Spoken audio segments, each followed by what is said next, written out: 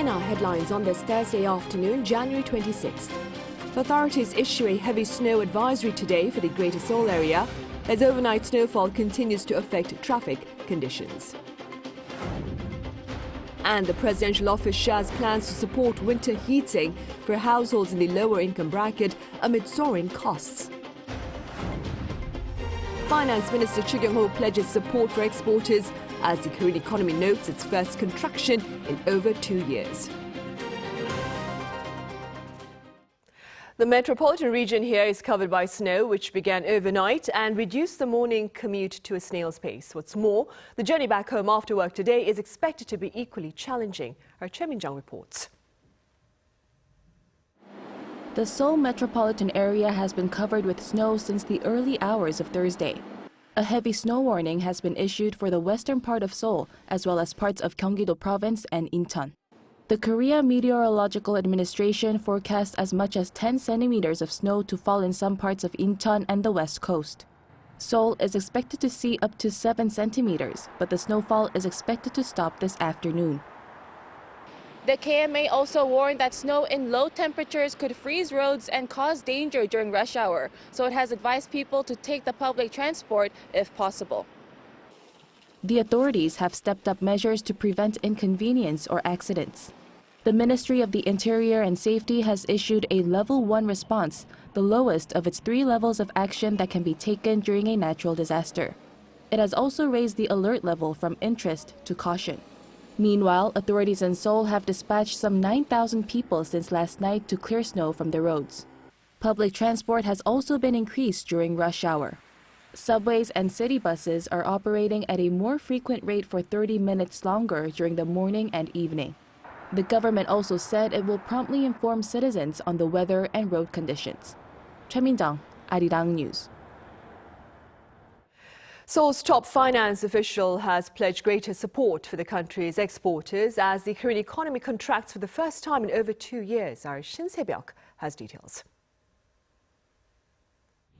South Korea's gross domestic product shrank 0.4% on quarter in Q4 last year. This is according to data from the Bank of Korea released on Thursday. This also marks the first fall since the second quarter of 2020, when the country was hit by the COVID-19 pandemic. The contraction was mainly due to sluggish private consumption and exports.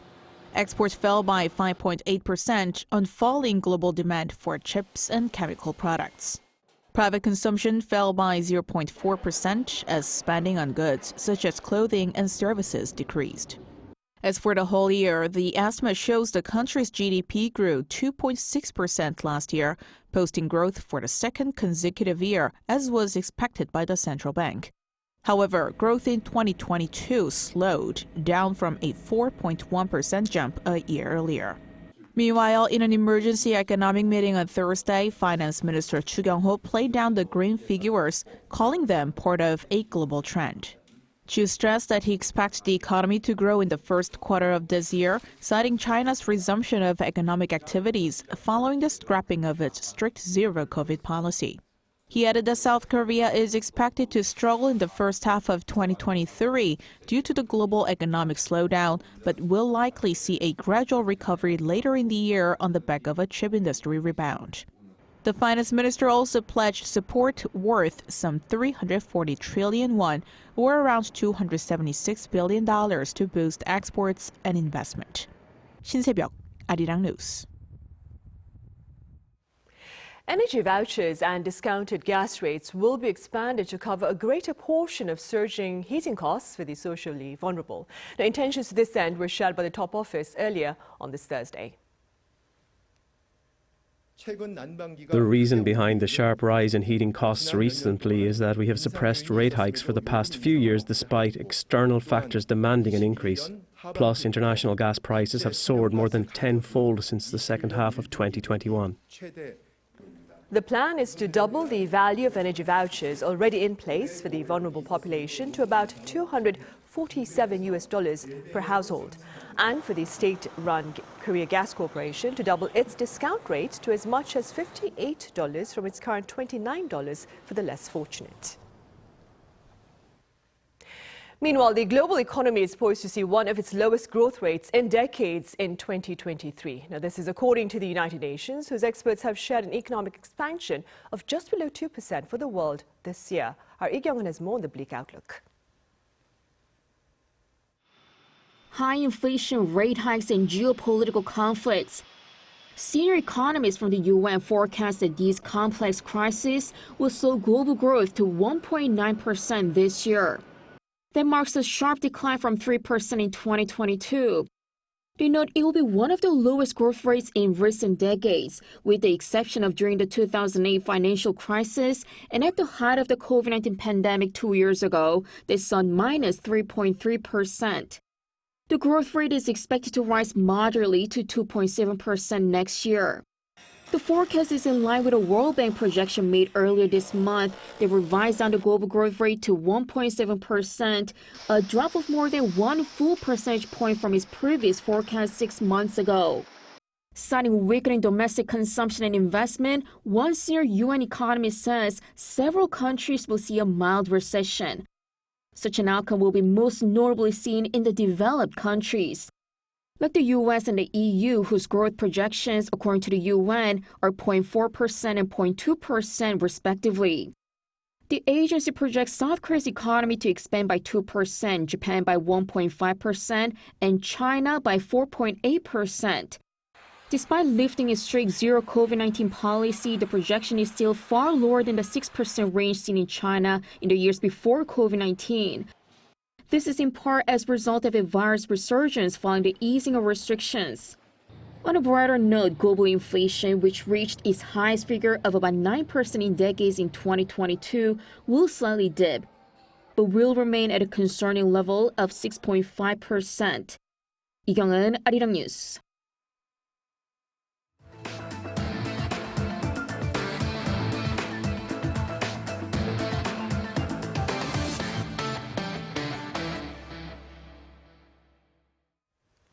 On the local pandemic front, there has been a rebound in daily infections on this Thursday, with authorities announcing over 35,000 COVID-19 cases amid a tangible jump in testings following the recent long weekend to mark the Lunar New Year.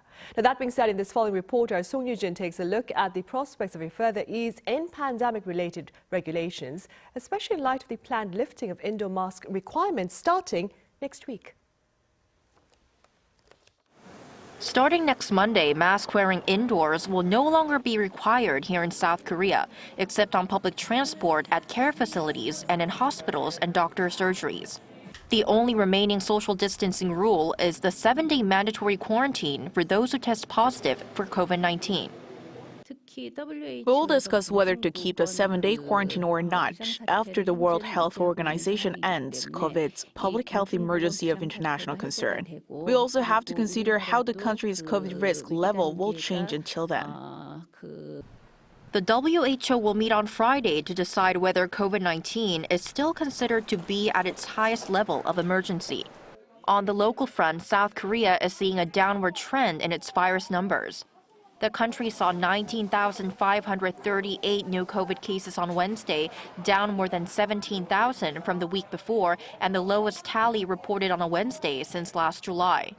Authorities say this is partly due to fewer tests over the Lunar New Year holidays. But even before the break last week, the daily number of infections averaged at around 29,800, down 30% on week. Daily averages of critically ill patients and deaths also dropped. On the back of this, the Korea Disease Control and Prevention Agency lowered the nationwide risk level of the virus to low from moderate for the first time in 13 weeks. Imported cases from China, a country that's grappling with an explosion of infections after scrapping its stringent virus protocols, have also decreased.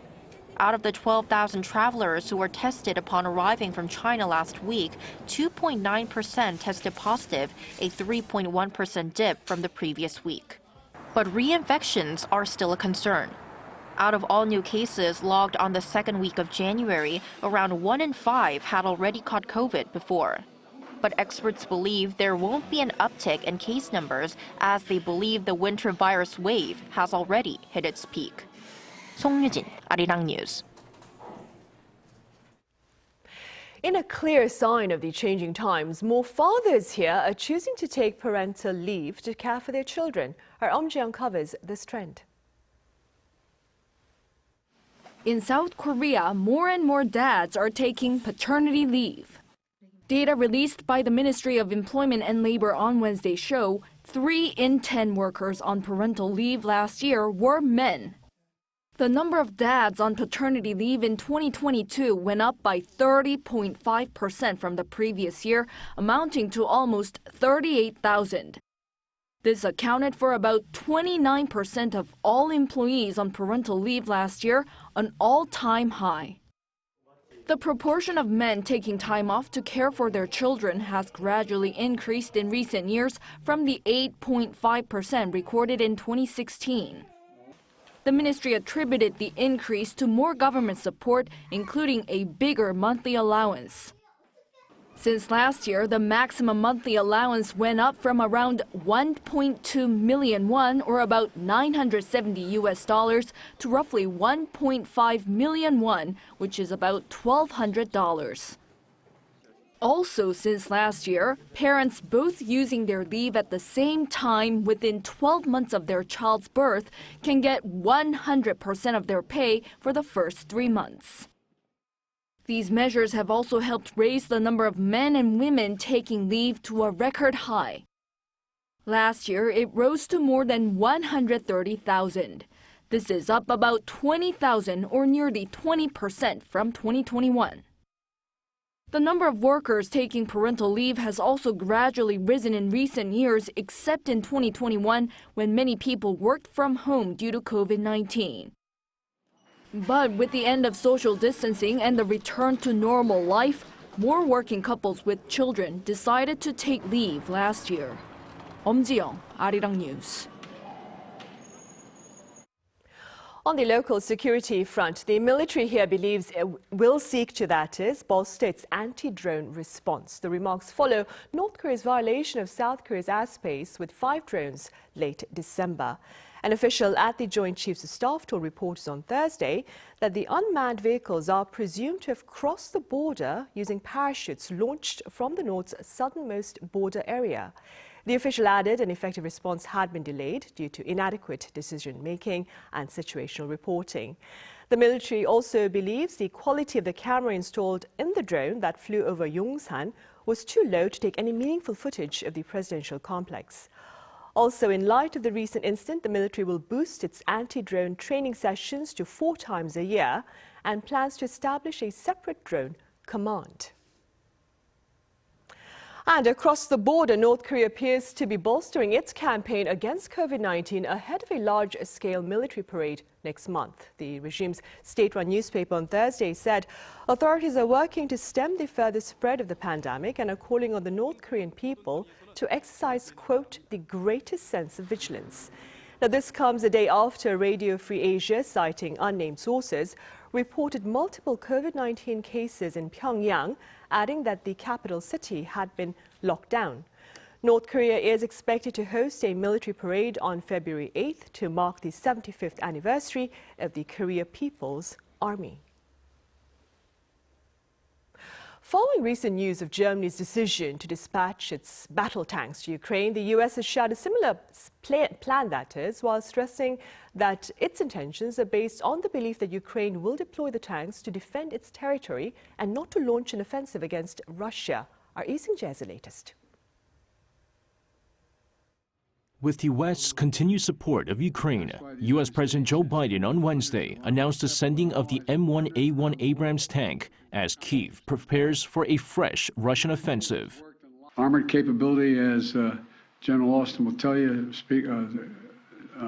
has been critical. And today I'm announcing that the United States will be sending 31 Abrams tanks to Ukraine. As part of their latest support for Ukraine, the U.S. agreed to send 31 Abrams tanks worth $400 million. However, President Biden noted that the delivery of the tanks to the field, as well as making sure the Ukrainian soldiers are capable of using the tanks, will take time. He later added that the tank support is about helping Ukraine defend and protect Ukrainian land and not an offensive threat to Russia. The announcement comes as Washington had been hesitant about supplying Kyiv with its high-tech tank, but the about-face decision comes quickly after Germany earlier this week agreed to send 14 of its German-made Leopard 2 tanks, while also allowing other countries to supply Ukraine with the tanks. Ukrainian President Vladimir Zelensky thanked Biden via Twitter, saying that the transfer of the Abrams tanks is an important step on the path to victory. While a number of Western allies of Ukraine had hailed the recent decisions from the U.S. and Germany, Russia earlier in the week condemned the expected U.S. announcement, saying it will not prevent Russia from reaching its goals, adding that more weapons from NATO will bring more suffering to people in Ukraine. Lee Seung-jae, Arirang News.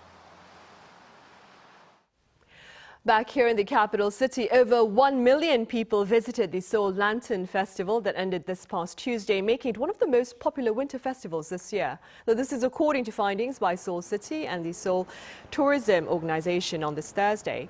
The festival at the newly renovated Gwanghwamun Square ran from December 19th to January 24th and attracted huge crowds with its beautiful sights, fun activities and food stalls.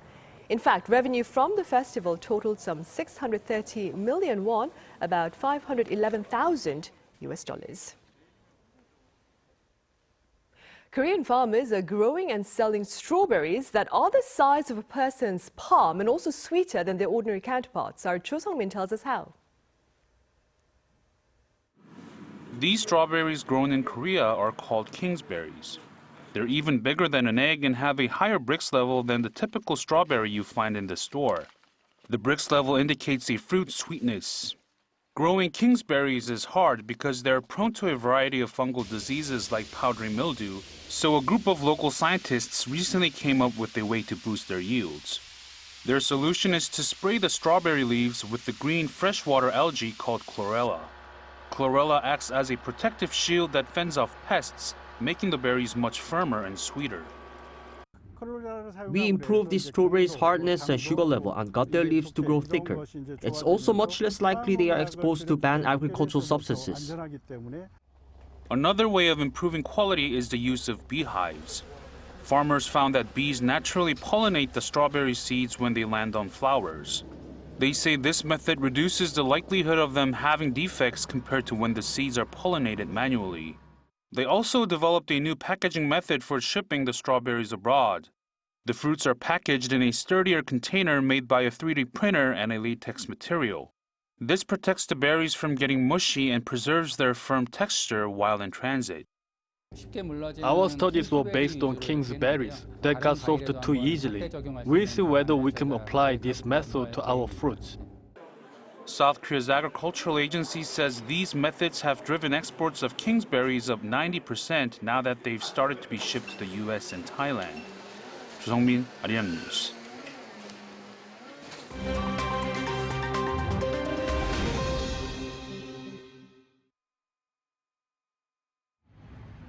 Let's take a look at what's going on in the world now.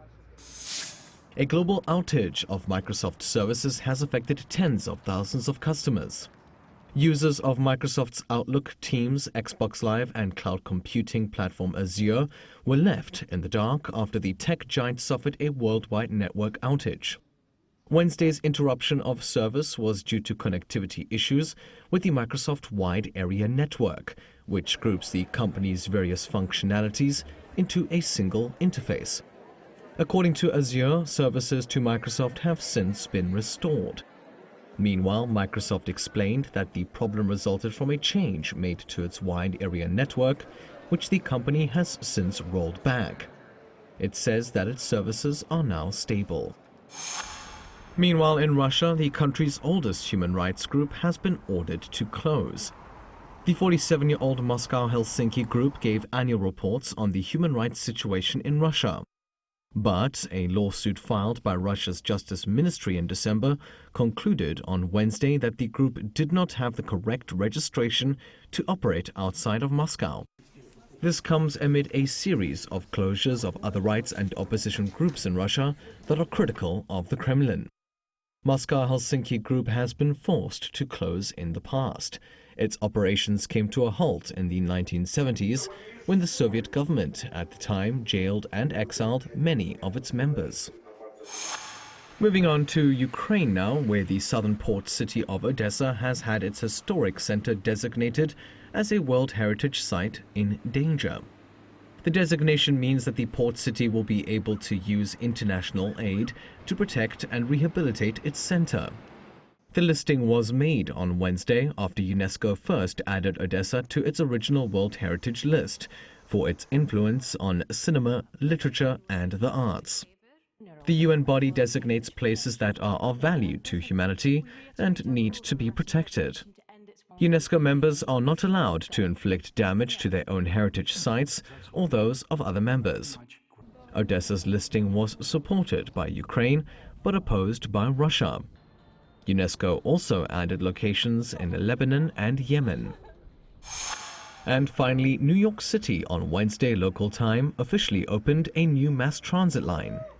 Called the Long Island Railroad, or LIRR, it is running a limited service for now that takes passengers on a 20-minute commute between the city's Jamaica Station and the newly built Grand Central Madison, which is on the west side of the historic Grand Central Terminal. The new line cuts travel time for commuters from Long Island by 40 minutes and is predicted to reduce crowding at other major stations. The project came at a cost of $11.1 billion, 3 times over its original budget. It is also more than 10 years behind schedule. Matthew Ashley, Arirang News.